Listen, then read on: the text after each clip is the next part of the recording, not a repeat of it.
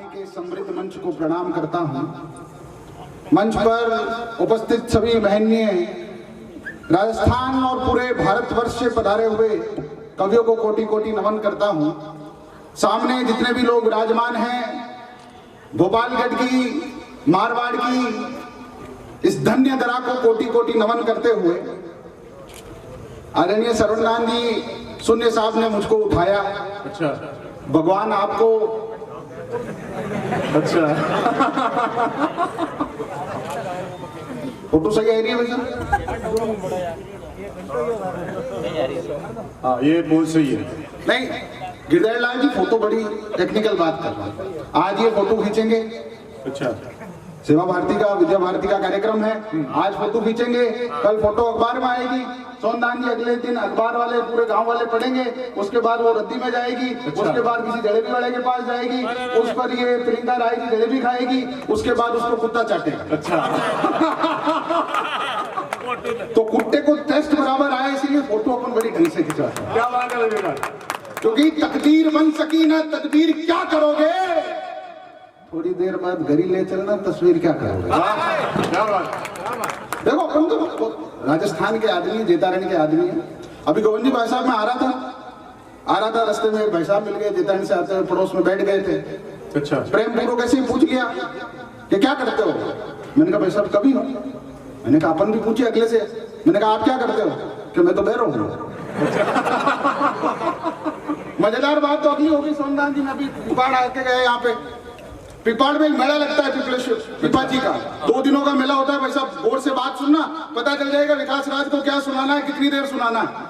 पिपाजी का मेला लगता है 2 दिनों के लिए। भाई साहब मुझे बुला लिया, यहाँ आया मैं। मेले के अंदर एक आदमी बड़ा जोरदार बैठा भाई साहब। इन भाई साहब का नाम क्या है दाढ़ी वालों का? आप थे क्या मेले में? वहाँ नाम क्या है? हेमंत जी। ताली बजाओ सर हेमंत जी के लिए एक बार। क्या जोरदार दाढ़ी रखी। तो हेमंत जी मुझे लेके चले गए वहाँ मेले के अंदर। वैसा बात सुनना मेरी।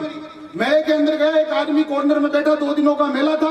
ताली बजा बजा के बोले कि 10,000 10,000 10,000 10,000 10,000 10,000। मैंने कहा यार मेले में जोरदार बात हो रही है, मेला में 10,000 रुपया कौन देगा अपन। आप गया मैं हेमंत जी मैंने लेने गया, कहने जान बैठिया। मैं क्यों भाई साहब क्या ना 10,000 क्या बहुत सिंपल काम करना है, 10,000 रुपये ले जाऊं। अरे मैंने कहा करना क्या है? बहुत सिंपल है। मैंने कहा बोलो कि ये मेरा बंदर है, इस बंदर की मुंडी एक बार ना करवा दो, 10,000 रुपये। हेमंत जी गए, तुरंत कुछ बोला, कुछ नहीं।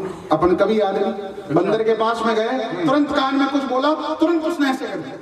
अच्छा, बंदर वाला मेरे पाँव पड़ गया। सोनदान जी अरे क्या कह दिया सर? कहा यार। मैंने कहा कुछ नहीं। अरे 10,000 जीत गए। कहा क्या? मैं क्या कुछ नहीं। तो अभी बताओ तो सही। मैंने कहा कुछ नहीं। तेरे बंदर के पास में गए और जाके कहा कभी हूँ कविता सुनाऊं। अरे मजे की बात तो हेमंत जी अगले दिन की है। हेमंत जी आश्चर्यचकित रह गए। दूसरे दिन दूसरा मेला लगा, 2 दिन का मेला था। मुझे लेके गए, बंदे ने मुझको देखा, देखते ही भाव बढ़ा दिए कि 20,000 20,000 20,000। मैंने कहा ये मामला जोरदार है, कल 10 आज 20। मैंने कहा क्या करना है? कि कुछ नहीं, एक बार हाँ भरानी है, दूसरी बार ना भरानी है। उसके बाद तो अपना वो सरपंच साहब भी गए थे। अच्छा। नाम नहीं भूल गया मैं, वो साथ चले थे, उनसे भी नहीं। अपन वापस पहुंचे, अपन गए, बंदर के कान में तुरंत कुछ कहा। तुरंत बंदर ने दूसरे कान में कुछ कहा। बंदर वाला मेरे घर जेतारण आ गया। अरे भाई साहब क्या दिया? कल 10 आज 20 30 जीत गए। अरे मैंने कहा कुछ नहीं। अरे बताओ तो सही। मैंने कहा कुछ नहीं। तेरे बंदर के पास में गए और जाके एक कान में बोला पहचाना। अच्छा, सुनाऊं? तो एक बार जोरदार तालियां बजा के मुझे बता दीजिए, आदेशित कर दीजिए कि विकास राज भाटिया कविता पढ़ने के लिए आग्रहित है। और तो मैं शुरुआत कर दूं अपने काव्य मंच की। बहुत बड़ी श्रृंखला है और पिछले 1 दशक से ज्यादा का इतिहास है भोपालगढ़ के अंदर कवि सम्मेलन सुनने का। तो आपकी जिम्मेदारी 2 सदक का 20 वर्षों से ज्यादा का समय है, तो मेरी जिम्मेदारी कम है, आप लोगों की जिम्मेदारी ज्यादा है कि कविता को किस प्रकार सुनना है। मैं आगे शुरू करता हूँ। लंबी टीम है, भूमिका में खड़ा हूँ, मुझे जहां लग जाएगा। मैं दावा नहीं करता हूँ, मगर इतना विश्वास है कि 25-30 मिनट विकास राज भाटी को सुन लीजिए। अगले दिन चौराहे पे बैठ कर इस लड़के की चर्चा ना हो तो कभी भोपालगढ़ नहीं हो। क्या बात। इस साहस के लिए तालियां बजा दीजिए। मैं कहाँ जिस जगह खड़ा हूँ, महातेश्वरी का भव्य मंच सजा हुआ है। आइए यहीं से बात अपनी शुरू करता हूं, जहां से आप मन रख लेंगे। मैं कहता हूं मैं वहीं के वहीं से सुनाना शुरू कर दूंगा। स्वागत। जिस प्रकार माँ वादिनी की सरस्वती वंदना दिनेश जी भाई साहब ने की, मेरा लहजा थोड़ा तेज है तो मेरी लहजे में किस प्रकार की छनक रहेगी, आप लोग मुझे किस प्रकार सुन लेंगे, मैं उसी प्रकार सुनाऊंगा। मन से आदेश चाहता हूँ। स्वागत। कि हो रही है भाग्य के भुजंग की ये आरती। मेरे साथ साथ चले जो कविता सुनने वाले लोग हैं, कि हो रही है भाग्य के भुजंग की ये आरती, हो रही है देखिए माँ भारती की आरती। आरती का थाल है, सजा हुआ ये बाल है, पर्वतों की ढाल पर तांडवों का ताल है। शब्द के स्वरूप में, रूप में, कुरूप में, खड़ी हुई कलम के साथ शाम और धूप में, आग की अंगार पर कर्म करुणा सौंपते, तार की खनक खनक हाथ बीड़ा शोभते। शारदे शारदे शारदे मां शारदे, या तो हमको गावा शब्द में जो राष्ट्र कहा था। माफ कीजिएगा साहब, मुझे बताया गया कि विनीत चौहान साहब ने इस कार्यक्रम को सोचा है। ये वट वृक्ष जो आज के समय के तौर पर है, विनीत जी भाई साहब की देन है। तो मुझे इतनी कम तालियों की उम्मीद आपसे थी नहीं, और ताली बजाने के लिए मैं कहूंगा नहीं, आप ताली बजाने वाले लोग नहीं हैं। ये मारवाड़ की धरती है जहां पर तलवारों की खनक चलती थी। मैं ताली बजाने के लिए आपको नहीं कहूंगा। 4 पंक्तियां पढ़ता हूं, जोरदार तालियां भाई विकास के लिए आप बजा दीजिए। मैं कहता हूं आप ताली रोक कर बजाना। 4थी पंक्ति तक जब मैं पहुंच जाऊं तो मुझे पता चल जाए कि तुदैया ये कार्या ये भट्टा कटियम वाले लोग कितने बैठे हैं। 4 लाइनें में पढ़ता सुनिए साहब, कि इन नई नस्लों को बागबानी चाहिए, हम परिंदों को उड़ाने आसमानी चाहिए, और इतनी इल्तिजा है कि हमें कुछ और मत देना, अगर मर भी जाए तो कफन हिंदुस्तानी चाहिए। अब लग रहा है मुझे मैं सही जगह आया कि वंदना में सरस्वती के सारे आंखें मूंद लो, नहीं मिलेगा ऐसा स्वर्ग कोई कोना ढूंढ लो, और यहां पर तो करना होगा तिरंगे को सलाम, जिस किसी को दिक्कत है कोई और देश में। मुझे लग रहा है कि आप मैं सही जगह पे आया हूं। जिस किसी को दिक्कत है कोई और देश ढूंढो। साहब, कविता शायरी के लिए मैं जाना चाहता हूं। क्या होती है कविता और शायरी? आइए, बस बहुत कम समय के लिए आपके बीच में हूं, मगर मेरा जितना मन रख लोगे उससे दुगना मैं आपको सुन लूंगा। आप अपना थोड़ा सा चैतन्य बढ़ाइए, विकास राज भाटी अपना साहस दुगुना कर देगा। यहाँ पर सुने साहब, कविता और शायरी चीज क्या होती है। जब ये देश पराधीनता के पिंजरे में कैद था तो एक क्रांतिकारी ने सलाखों में बैठ के कहा था कि सरफरोशी की तमन्ना अब हमारे दिल में है, देखना है जोर कितना बाजुए कातिल में है। 10 साल बाद ये देश दुष्यंत कुमार को मिला। उन्होंने लिखा, कल नुमाइश में मिला था चीथड़े पहने हुए, मैंने पूछा तो बताया नाम हिंदुस्तान है। 20 साल बाद ये देश अदम गोंडवी को मिला। उन्होंने लिखा, काजू भुने प्लेट में विस्की गिलास में, उतरा है रामराज विधायक निवास में। 40 साल बाद ये देश किसी और कोई शायर को मिला। ये गरीबी और मुफलसी का उन्वान किसने लिख दिया? ये मेरे चेहरे पे हिंदुस्तान किसने लिख दिया? और 70 साल का हिंदुस्तान जब मुझ तक आया तो मैंने लिखा कि पढ़े लिखों के देश में ये नियम हो गए, गरीबों को लूटने के नए अधिनियम हो गए, और चंद रुपयों में बिक गई देश की सियासत। 9वीं 10वीं फेल यहाँ के सीएम हो गए। 9वीं 10वीं फेल। इधर जो भाई साहब बैठे हो, आप लोग क्या पाकिस्तान से आए हैं? हाँ, राष्ट्र की वंदना चल रही है, आप लोग ऐसे विवेकानंद जी बनकर बैठे। आपके सौभाग्य आप जाने, मेरे सौभाग्य मैं जानूं, मगर 5 मिनट की एक कविता आपको सुनाता हूं। अगर आपका मन होगा तो मैं अगले सुनाऊंगा। इतनी कम तालियों में मैं कभी भी कविताएं नहीं पढ़ता हूं। अच्छा। मैं आपको सच बता रहा हूं। एक चरित्र का नाम लेता हूं भाई साहब। विद्यालय प्रांगण में बैठा हुआ हूं भाई साहब। हम कवियों को जोर जोर से चिल्लाने की जरूरत क्या होती है साहब, कि जो मुद्दे सुबह 10 बजे विद्यालय के ब्लैक बोर्ड पर पढ़ाए जाने वाले थे, वो रात को 10 बजे नंगे पर्दे पर दिखाए जाने लगे, तब हमें कविताएं लिखनी पड़ी। क्या बात है। एक संजय लीला बंसाली आता है और मां पद्मावती पर मूवी बना देता है। जिस रतन सिंह जी ने कभी ख्वाबों ख्यालों में पद्मनी को नहीं दिखाया हो किसी को, ये बॉलीवुड वाले उनके नंगे सीन दिखाते हैं, और आपकी और हमारी चेतना चुपचाप रहती है। तब मुझे रो के लिखना पड़ता है। एक कविता मैं मां पद्मनी के सम्मान में पढ़ता हूँ। मुझे बता दे गोपालगढ़ किस तरह से सुनता है। एक बार जोरदार तालियां बजा के बता दे किस तरह से सुनाती। सुने कि शौर्यभौम मेवाड़ से मूर्धन्य कवि सोमलाल जी हमारे बीच में, ये पंक्तियां लेके जाइएगा दादा। सोमलाल सोन जी कि शौर्यभौम वीरों की कौम मेवाड़ी बंधन गाने आया हूं। शौर्यभौम वीरों की कौम मेवाड़ी बंधन गाने आया हूं। सच जानकर जो चुप है उनको दर्पण दिखलाने आया हूँ। अरे लिखने वाले ये भी लिख दे बात कहानी की, पद्मनी का जौहर लिख गाता मेवाड़ के पानी की। अरे रंग रूप चंदन और बंदन शौर्य भौम दीवानी का, नग्न नहीं पूजनीय है किरदार पद्मनी रानी। नग्न सॉरी वोम हीरो की कौम मेवाड़ी बंदन गाने आया हूँ। सच जानकर जो चुप है उनको दर्पण दिखलाने आया हूँ। लिखने वाले ये भी लिख दे बात कहानी की, पद्मनी का जौहर लिख गाता मेवाड़ के पानी की।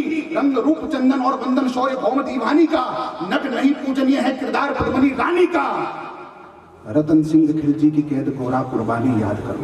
क्या अद्भुत देश है। सर कट जाने के बाद धड़ लड़ता था 4-4 घंटे युद्ध। हम उनकी संतान हैं कि रतन सिंह खिलजी की कैद गोरा कुर्बानी याद करो। बादल सा बरसा वो तूफानी पानी याद करो। अरे भूल गए पद्मा का जौहर, भूल गए कुर्बानी को, भूल गए मेवाड़ भौम की उस जगदम ध्वनि को। याद करो गोरा बादल कटा शीश शहादत का, याद करो वो अग्निकुंड जौहर की इबादत का। अरे याद करो रजपूती ईमान मरने तक जो बिका नहीं, और पद्मनी का शौर्य तेज जो खिलजी को कभी दिखा नहीं। पद्मनी का शौर्य तेज जो खिलजी को कभी दिखा नहीं। मगर क्या गरिमा बनी रही औरत के उपहासों से। ये करवा चौथ के व्रत, ये तीज के व्रत, ये गणगौर के व्रत, पूरे जीवन में हजारों व्रत रखती है वो हमारे लिए। हम लोगों ने क्या उपहास बना के रखा कि क्या गरिमा बनी रही औरत के उपहासों की मात्र शक्ति बैठी। आपके प्रतिनिधि में पंक्तियां पढ़ता हूं, आपकी जिम्मेदारी ज्यादा है। क्या गरिमा बनी रही औरत के उपहासों की। अरे क्या हालत कर दी फिल्मों ने भारत के इतिहासों की। हुई वीरों की निंदा टीवी से अखबारों तक, हिंसकता का माहौल बताया दिल्ली के दरबारों तक। खामोशी ही बनी रही सत्ता के गलियारों में, इतिहासों की बात ना पहुंची कुर्सी के मकारों में। इतिहासों की बात ना पहुंची कुर्सी के मकारों में। तो फिल्मों वालों अब के सुन लो कि पूरा माहौल बदल देंगे, और इतिहास बदलने की सोची तो भूगोल बदल देंगे। इतिहास बदलने की सोची, ये वो इतिहास है साहब। मैं जेतारण से आता हूं। मारवाड़ वालों, मालदेव जी की सेना जेतारण के गिरीश महल के युद्ध में खड़ी रही, और उस जेता और कुंपा ने अपने रक्त से इसका इतिहास लिखा है। किसी संजय लीला बंसाली की इतनी औकात नहीं है कि इतिहास बदल दे। वाह, एक बार अगर तालियां बजा दें, एक कविता मैं आपके बीच में और सुना दूं। अच्छा लग रहा है आपको? अच्छा लग रहा है? क्या नहीं लग रहा है? तो तालियां बजा के बताओ अगर जोरदार, कि मारवाड़ के बेटों की ऐसी तालियां होती हैं। आइए साहब, बड़ी श्रृंखला में हूं तो एक कविता मैं आपको और सुना देता हूं इसी के बीच में, जो बहुत मंचों पर मैंने पढ़ी। इसी गंभीरता से सुन लीजिए। 2 मिनट की कविता है मेरी। नवंबर का ये महीना है। भाई साहब लाल टी शर्ट वाले बात मत कीजिए, आप मेरे पूरे काव्य पाठ में कर लेंगे, बस ये 2 मिनट मुझे दे दीजिए। पूरे भोपालगढ़ से हाथ जोड़ के निवेदन करता हूँ, इस 2 मिनट की कविता की गंभीरता को समझ जाइए। ये जो मैं सुना रहा हूँ गिरधार जी, ये कविता नहीं है। नवंबर का महीना है साहब,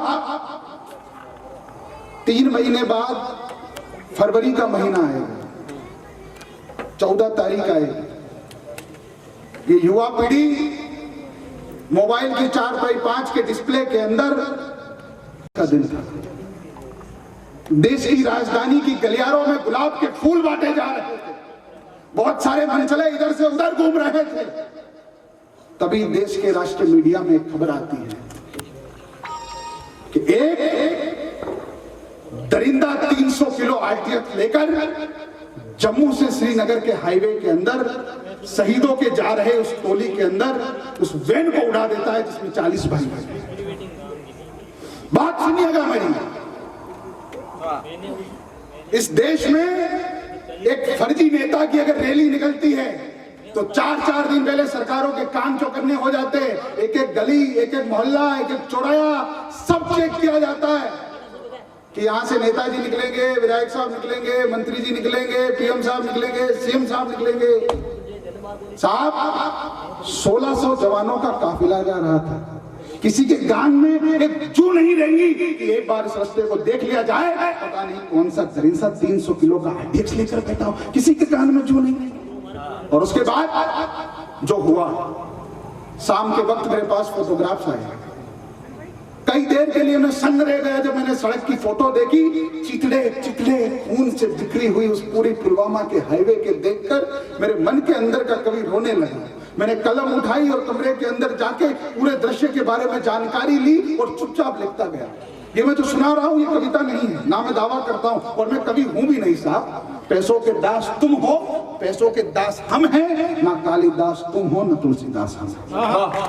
तो हम तो उन बड़ी परंपरा का हूं, इसीलिए यहाँ पर खड़ा हूं। जो मीडिया से लोग आए हुए हो उनको खबर हो, ये ना हो कल के यही खबर छापी कल के अखबार में कि रात भर नाची नर्तंगना अंधनों के दबरान में। तो मैं कुछ संवेदनशील बात करने की कोशिश करता हूँ। स्वागत। आपने अगर वो तस्वीरें देखी हो तो मेरे साथ चलना, मैं बताता हूं कि उस दिन 14 तारीख को क्या हुआ। कि फिर कश्मीर की घाटी में बर्फीली चादर छाई थी। जो भी लड़का उस दिन अगर गुलाब का फूल खरीद के किसी को देने का मन बनाए तो उसको विकास राज भाटी की एक कविता सुनाना। मैं दावा करता हूं अगर रो रो के वो शहीदों पर वो फूल ना चढ़ जाए तो मैं कविता छोड़ दूंगा। सुने कि फिर कश्मीर की घाटी में बर्फीली चादर छाई थी, फिर कश्मीर की घाटी में बर्फीली चादर छाई थी, फिर कश्मीर की घाटी में बर्फीली चादर छाई थी। हाय ये कमबख्त फरवरी मातम लेकर आई थी, हाय हाय ये कमबख्त फरवरी मातम लेकर आई थी। शेरों का निहत्था टोला मृत्यु शैया के तले गया, अब के अपने पुत्रों को घर आंगन में चला गया। आतंकी आकाओं की नापाकी फिर से छलक गई, कोलाहल से अमरनाथ की घाटी सारी ददक गई। अरे कतरा कतरा बिखरा था, कतरा कतरा कतरा कतरा बिखरा था, कतरा कतरा बिखरा था, सड़कों पर लाली छाई थी। भारत माता के आंचल में 40 लाशें आई थी। भारत माता भारत मासी कश्मीर की घाटी में बर्फीली चादर छाई थी, हाय ये कमबख्त फरवरी मातम लेकर आई थी। शेरों का निहत्था टोला मृत्यु शैया के तले गया, के अपने पुत्रों को घर आंगन में चला गया। आतंकी आकाओं की नापाकी फिर से छलक गई, कोलाहल से अमरनाथ की घाटी सारी दबक गई। कतरा कतरा बिखरा था, सड़कों पर लाली छाई थी। भारत माता के आंचल में 40 लाशें आई थी। साहब जो बूढ़ापे की लाठी था वो सरहद पर खड़ा हुआ। ये नेताओं के बच्चे नहीं रहते साहब। विनीत जी ने क्या अद्भुत कहा, कई सालों से मंच पे कह रहे कि तुमने 10-10 लाख दे दिए सैनिक की विधवाओं को, यानी कीमत लौटा दी उन वीर परशुदा माओं को। मैं 20 लाख देता हूं तुम किस्मत के हेटे को, हिम्मत हो तो मंत्री भेजे लड़ने अपने बेटों। तो ये सरहद पर जो लोग बैठे हैं ये किसान के बेटे हैं, जो तपती आषाढ़ के अंदर अपना बदन जलाते हैं, बच्चे को पढ़ाते हैं और फिर फौज के अंदर डालते हैं। ये आपके बेटे हैं साहब। कौन शहीद होते हैं कि जो बूढ़ापे की लाठी था वो सरहद पर खड़ा हुआ। मगर दिल्ली के नेता ये कहते हैं साहब कि इनको तो तनख्वाह मिलती है, फोकट में थोड़ी जाते हैं। तब मैंने 4 लाइनें लिखी कि सरहद और ये दिल्ली का राजपथ में कितना फर्क है। कि सरहद बहुत बड़ी चीज है नेताओं की बातों से। इधर का जो मोहल्ला बैठा है तुमसे बड़ी उम्मीदें इस देश को याद रखना था। तुम्हें जिम्मेदारियां आने वाली है, सिर्फ घर परिवार की, दादा नानी की, बुआ की, इनकी जिम्मेदारी नहीं है। इस भारत माता की जो तस्वीर है इसकी भी जिम्मेदारी तुम पर है, याद रखना। क्या बात कि सरहद बहुत बड़ी चीज है नेताओं की बातों से। जो कहते हैं ना फौज में पैसे मिलते हैं इनको, अरे सरहद बहुत बड़ी चीज है नेताओं की बातों से। सरहद बनती है तो सैनिक के जज्बातों से। सरहद जो की आग मांगती रहती है अंगारों से, सरहद जो की लहू मांगती रहती है परवानों से, सरहद जो सैनिक के दिल की एक चिंगारी होती है, सरहद जहां कुर्बान रोज एक नई जवानी होती है।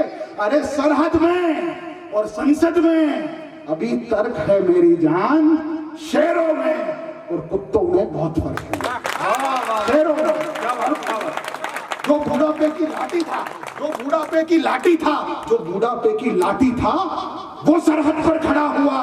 अरे बीवी बच्चे माँ बाप सब छोड़ छाड़ कर अड़ा हुआ आज, मगर उनकी लाशों पर राजनीति होती है और दिल्ली रातों को घोड़े बेचकर सोती है। अरे दिल्ली रुख स्पष्ट करे जरा कश्मीर के मुद्दे पर। कब तक रोटी सेकोगे वोटों के गोरख धंधे पर?